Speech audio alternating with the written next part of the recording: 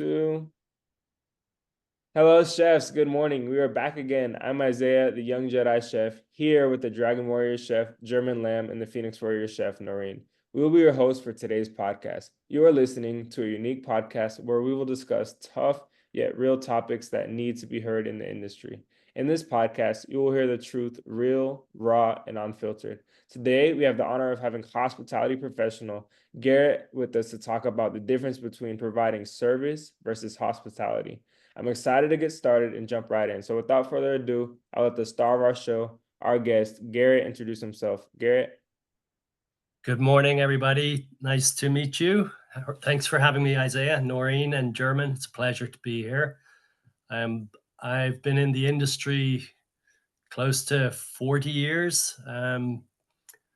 Did my training with a hotel company in Ireland, sort of as an apprenticeship, worked in every single department in the hotel, qualified as a junior hotel manager, came to the States and worked with Ritz-Carlton hotels for a few years, which is where I met Chef German.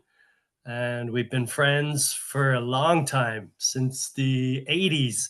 And my journey through the hotel business has been, I've been general manager of several hotels, mostly in New York City, and I've been manager of a few restaurants in between hotel jobs.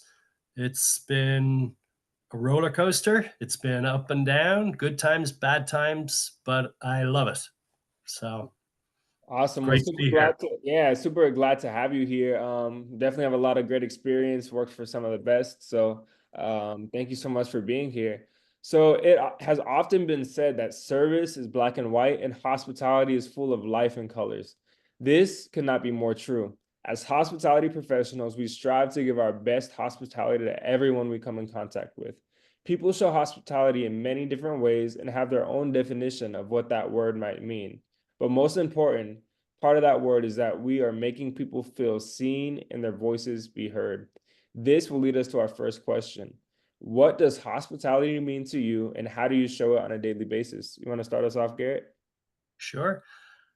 I mean, hospitality really comes from your heart and soul. Service is the basic expectation. You're paying for, whether it's your coffee or a meal, and you get it and you leave. That is service. Hospitality is creating much more of an interaction, maybe little storytelling or a compliment, or much more engaging. And you're trying to create a memory so that people feel great, and then they want to come back and they tell people they had a great experience, not just service. So to me, I think saying hospitality is full of color is very, very true. Yeah, and I love the word you use, interaction. Everybody wants that interaction. They all want to be seen. They want to be made feel special. They come in either for celebrating a birthday, they come in for whatever it is, but they want their experience to be crafted uniquely just for them. And I think the only way to do that is to have a positive interaction and to get to know them a little bit before you even serve them. So thank you so much for that, Garret. Very welcome. Yeah, Chef Lam, Noreen, what's your take on it? Garrett, I love that you said it's not just about providing service, but an experience. I think for me, hospitality means meeting someone where they are. So finding out why they're there, what they're celebrating, or if there's a milestone, or maybe it's been a difficult day. Taking the time to get to know someone, even if it's just a couple minutes, you can find out a lot. And when you meet them where they are, you open yourself up and you can give them that whole experience and build it around them, whether it's a celebration, whether it's a memorial, whatever the reason that they may be staying with you, dining with you. It brings a little bit more empathy and humanity and creates something lasting that they'll remember and hopefully join you again in the future. Absolutely.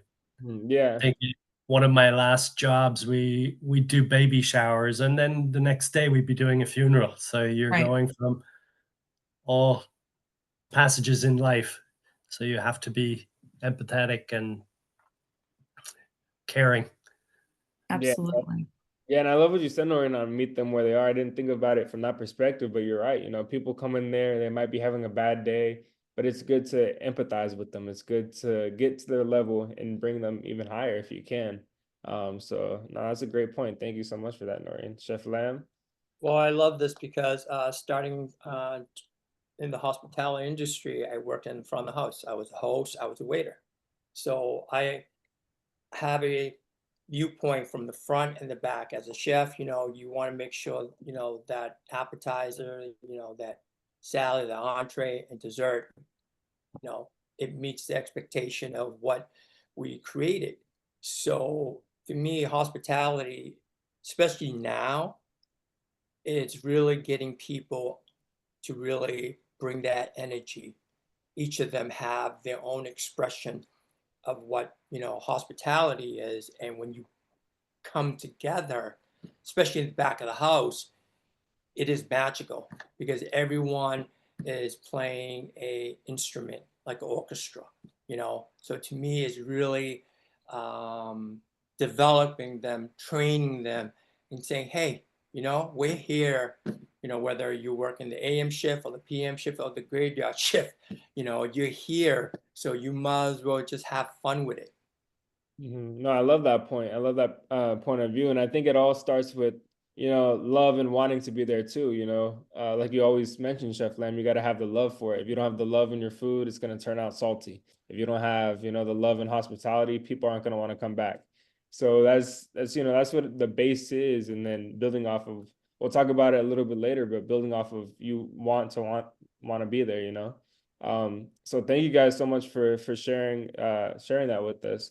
So one small gesture can make a huge difference in someone's experience or how they remember their interaction that they had with you or your establishment. A simple hello as they walk into the door could determine if a guest will come back into your establishment or not. This is the next part of our podcast, which is storytelling time, my favorite part. So, was there a time where you have experienced a good or bad hospitality, and how did it play out? Garrett, you want to start us off?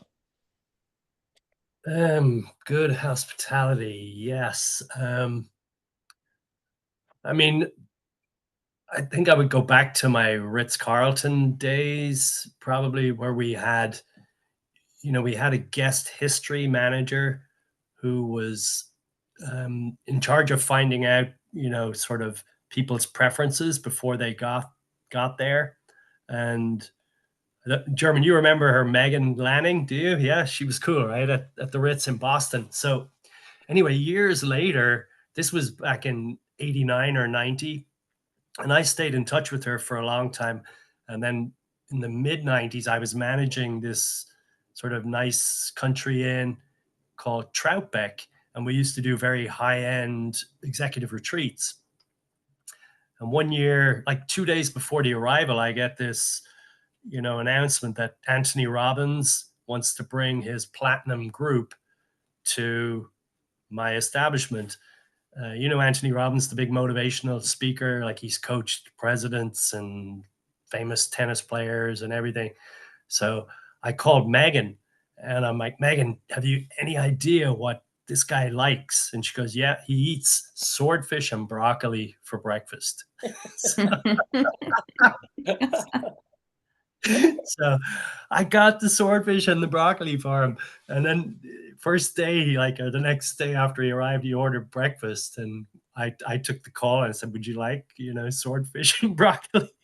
He was so surprised, but it blew him away. I mean, I didn't know the guy, but we did our research and we were able to find out his preferences. So he said it absolutely blew him away. Like here he was in upstate New York.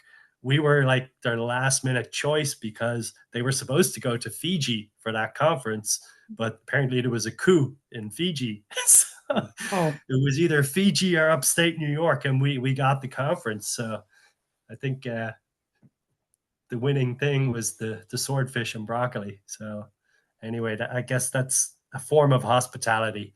No, yeah, I love that story. It's amazing. And the fact that the Ritz even had a manager to go into research what the people like, that speaks a lot to the company itself, And that's how I feel all hospitality companies, all hotels, all restaurants, that's what they should do. You know, they should, before the guests even come, they should look into the reservation and see, do a little research, and that makes a huge world of a difference, you know.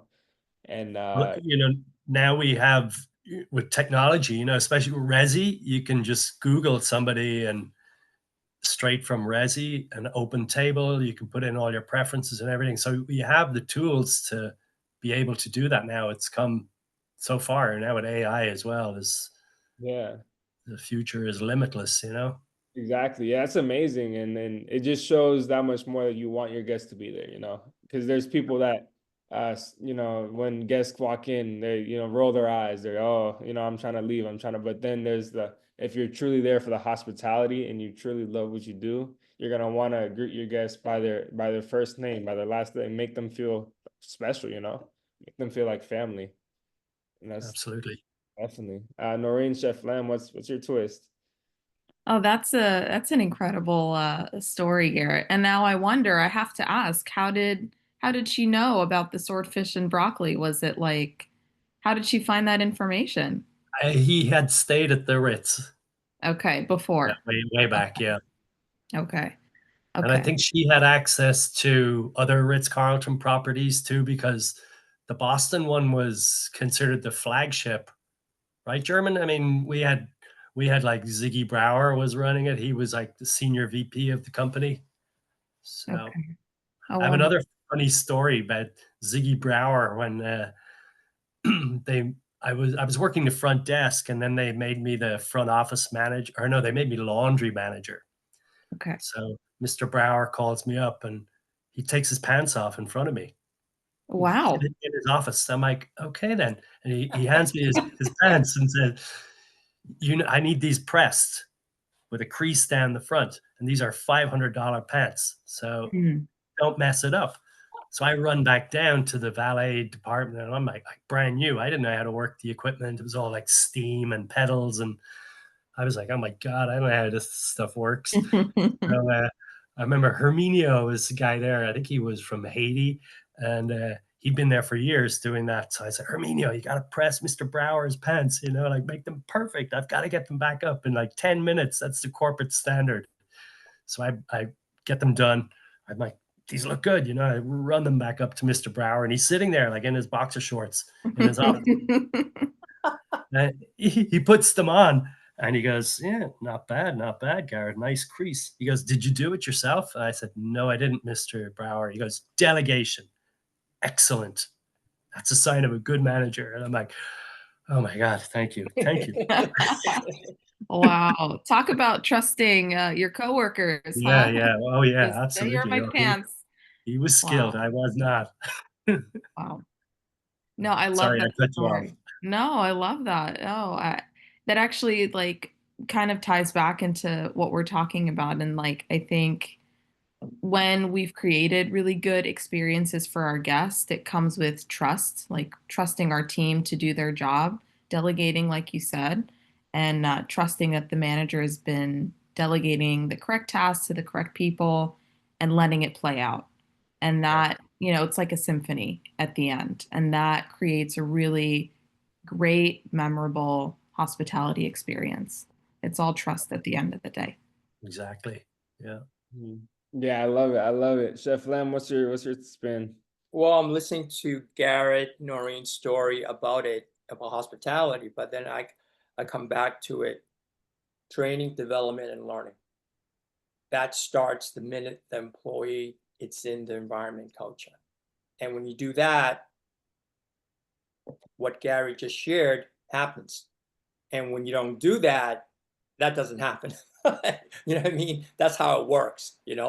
And because everyone in the hospitality industry, the front, the back, from top to bottom, they play a role. And they're very important in each role to connect. It's like the waiter comes into the kitchen, picks up the food, but if he sees the food suddenly just plop and going, what happened to that presentation?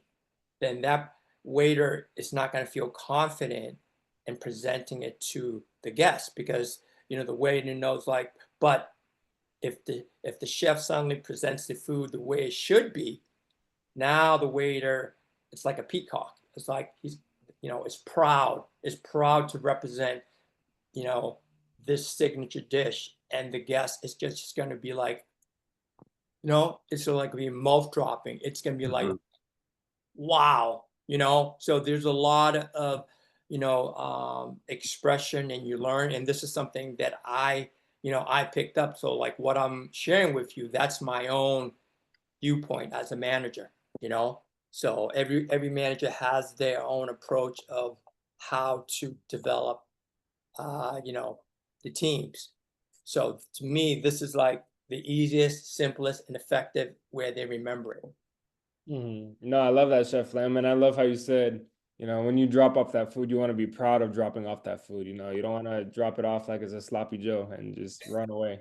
You want to Right. be proud of it. So, thanks for that point. So, another big difference between hospitality and service is that anyone could be taught how to take orders and serve someone, like we were discussing. But however, hospitality must be ingrained in the culture of the people that work in the establishment. If you choose to work in this wonderful industry, you must be naturally hospitable, regardless if you work in the front of the house or back of the house. Hospitality and culture can be felt through everything, even the food. So, how do you create a culture of hospitality in your establishment? And how do you ensure your employees are providing hospitality and not just service? You want to start us off, Garrett? Sure. I was just speaking to somebody about this yesterday. I mean, you have to have, I mean, obviously you lead by example if you're a manager, but you have to have a culture. I think somebody told me once, like, always treat every guest like your grandmother is coming to visit. you know, so you're kind of cleaning and arranging the cushions and making sure everything's nice and neat, and you have what she likes because you know what she wants. And that was always a good sort of rule of thumb for me. But I think, you have to create a culture and certainly hire people with great attitudes. Attitude is everything. I mean, I've hired people. I hired one guy in New York from a wine store I used to go to. He was just always great. Like he'd go, "Oh, Mr. Corcoran," or I might call me Gary. Would you like your usual Malbec or your Merlot? And he always knew what I wanted, And I got this great new one in from Argentina. You want to check this out? It got 98 on, Wine Spectator. Just blew me away every time. So I got talking with them, and I'm like, have you ever worked in the hotel business? He goes, no. I said, do you want to? He goes, well, what do you want me to do? I said, well, bartender, front office. He goes, okay. So I brought him in, trained him, and he came with me from 2 hotels. And then I promoted him to be a food and beverage manager at the Warwick Hotel, 426 room hotel in Midtown Manhattan. So, um, people just, you can't kind of teach hospitality. It's either in you or I guess it isn't. There are certain people who are, um, I've done those tests, and I always come out like I'm an altruist, which it's crazy. Like I just naturally go out of my way to make sure everybody around me feels good, as opposed to myself. I'll be the last to go through the buffet, or I always let everybody else go first. It's just in me. I don't know. It's certainly inside you, I suppose. It's kind of karma. You give out and then you get back. So. No, I love that perspective, and I feel like you said, the people that truly want to be in this industry, like you said, it's naturally in them. And I think that was a great example with you were talking about the wine guy. Him remembering the types of wines that you like, when new wines come in, offering that. And it's a good selling point as well. If I'm a manager, I would want to hire somebody like that too. They can upsell products, they make our guests feel special, and they're going to talk about their experience with you to their friends, to their family, and they're going to bring more people in. So those are exactly the people that we want to hire. So thank you so much for that example, Garrett. Noreen, Chef Lam, what's your take on it? Yeah, I think I have to agree that either it's kind of in you or it's not. And it really takes, that training and that team building that we were talking about to really bring it out in your team members, in your employees, in your peers. And it's really also about making sure that your employees, I think, are taken care of. Because if they feel like they're supported, they have the tools that they need, they have the training that they need, and they can trust their peers to work well together, then, they can really bring out that positive shine, that empathy, that wanting to care for someone, that excellent service. So if their needs aren't met, sometimes it's hard for them to set that aside day after day after day and then give 100% to the guest. So I think that's also something that I've seen and is important to take into consideration. But I have met many managers that are like, I hire based off of attitude because attitude can't always be taught. And I can teach them the skills. But if they don't want to be there and they Yeah. don't like the job, then there's not much I can do to get them to like it. Mhm. Yeah. Absolutely. I'm a firm believer in that. Hmm. Yeah. No, I agree. Attitude is everything. It determines your altitude, how high you go. If you have a positive attitude, you're gonna go high, and I that's like that. Attitude, yeah, altitude. That's clever. Well done. yeah, no, I'm gonna man. keep that one. Yeah, no, yeah, for sure. That's how it is. It like there's a lot of jobs that I've done that I'm not necessarily qualified for, but and even the current example with now I'm going into waiting. I've never waited in a fine dining restaurant before.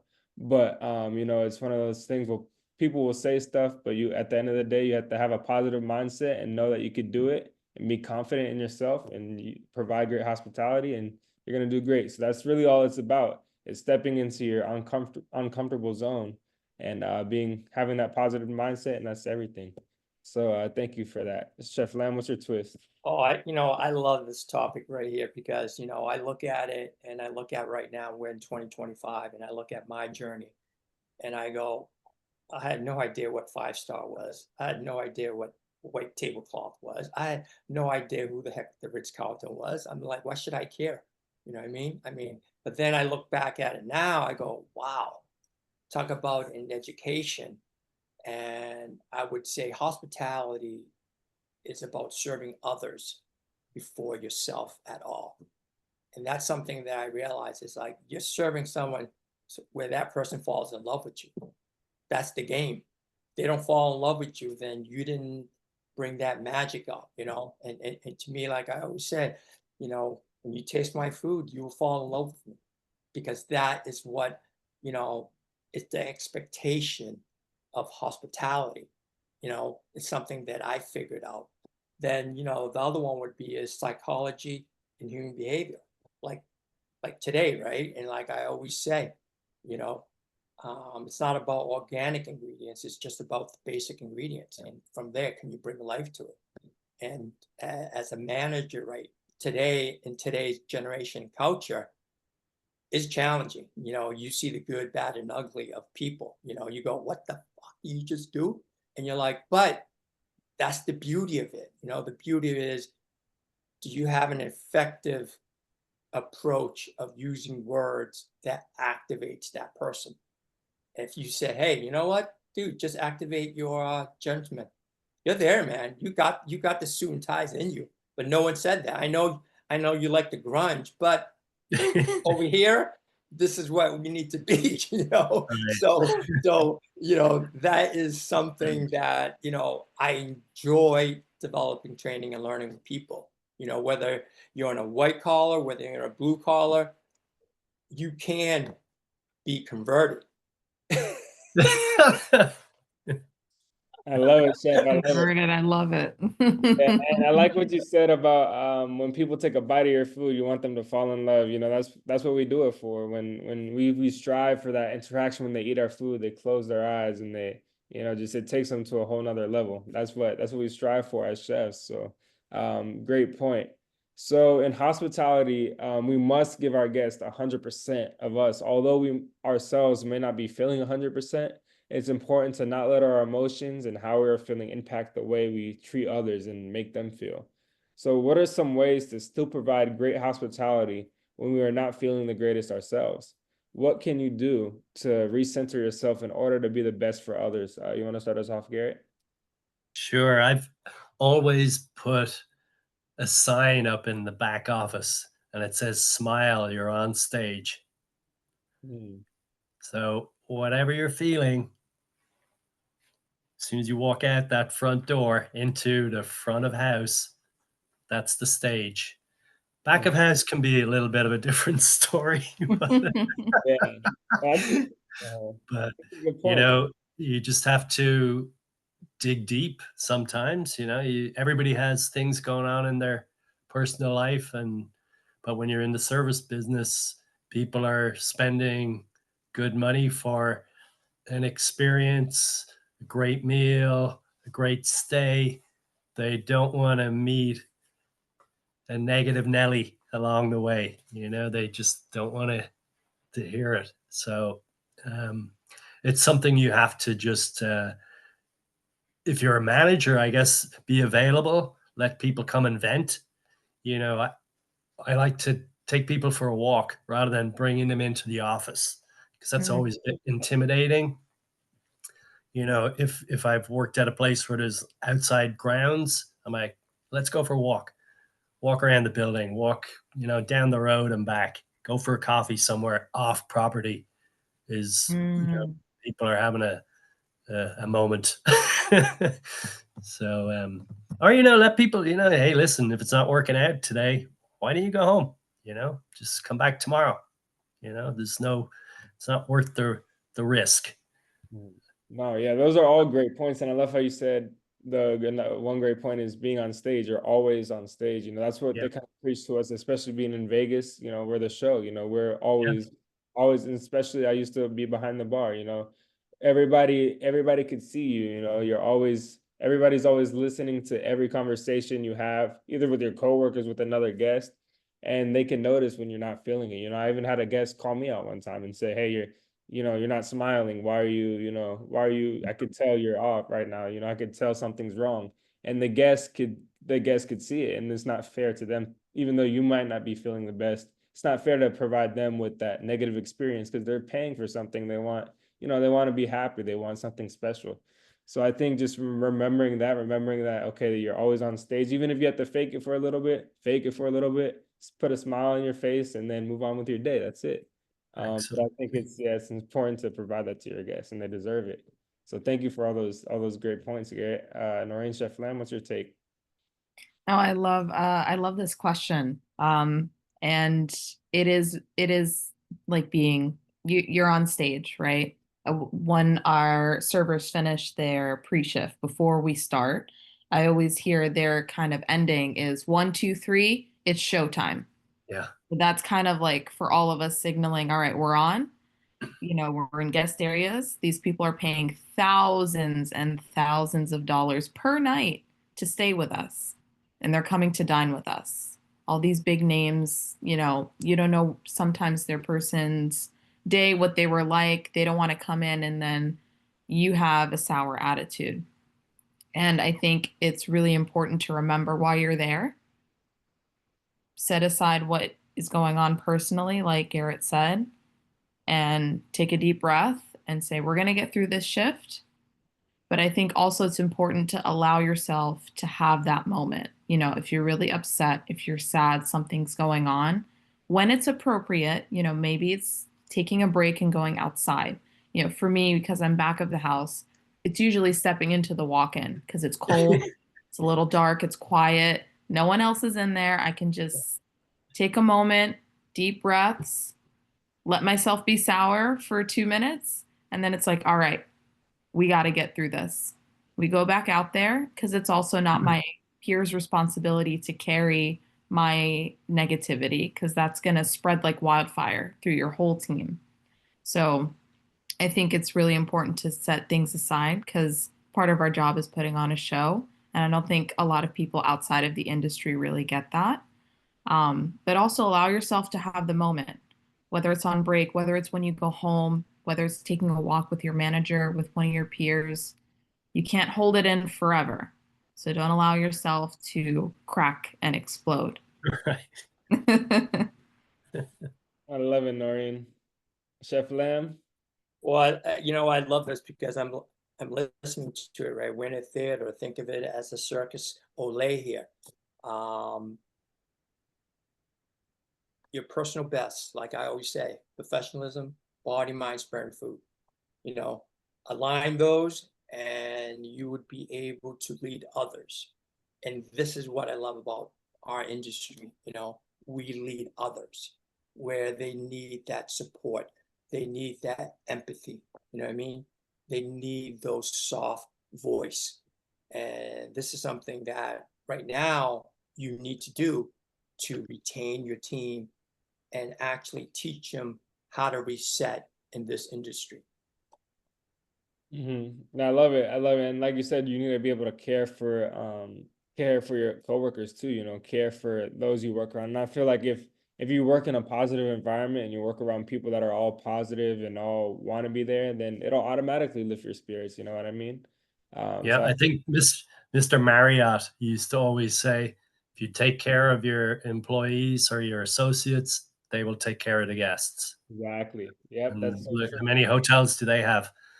8,000 or something. I think they're doing all right. Yeah, exactly. That's so true. I love Yeah. that point. So we have about 5 minutes left. So to finish this off, what is one last piece of advice you would give to someone that is trying to start off their journey in the hospitality industry? You want to start us off, Garrett?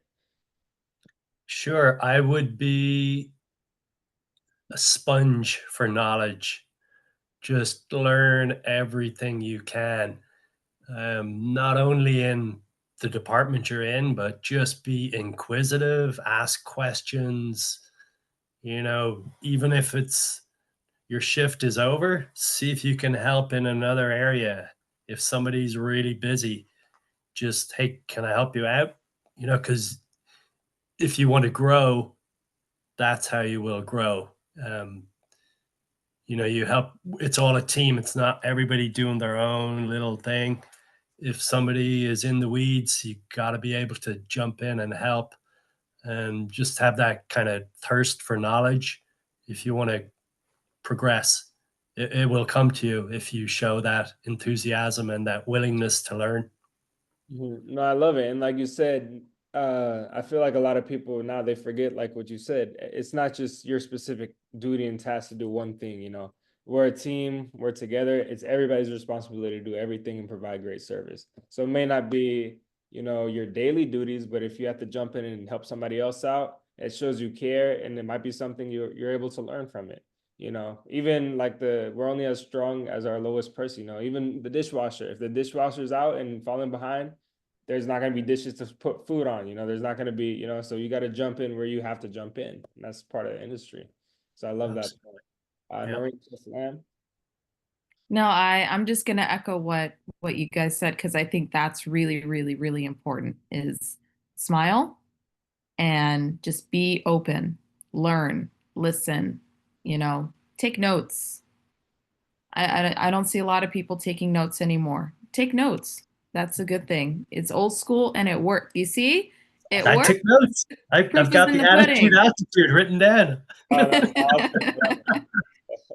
See, teaching the old dog new tricks. Yeah, everybody learns. Everybody learns. Chef Lam.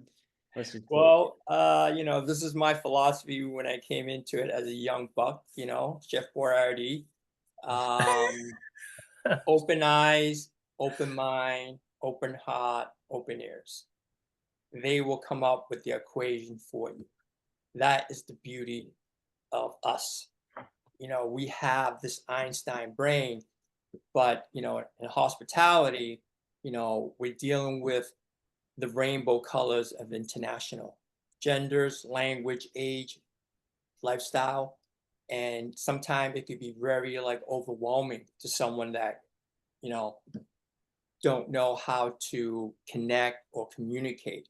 So that is something you have to love people more than anything else. You have to love people of how they present themselves, and you have to have confidence of having a conversation with love. And when you do that, you become the CEO, you become the president of a company, you know, you become the chef owner of your operational, because that's what we really do. You know, we're CEO in this industry because we deal with so many factors and people. Amazing, Chef Lam. Thank you guys all so much for being here, especially Garrett. Thank you for being My this. pleasure. Yeah, Thank you for having me here. of course, sharing all your amazing stories. It has been awesome. Not only the people listening to this call, but the people impacted by those will be affected by this call, and we have made history here today. So thank you so much, and see you guys in the next call.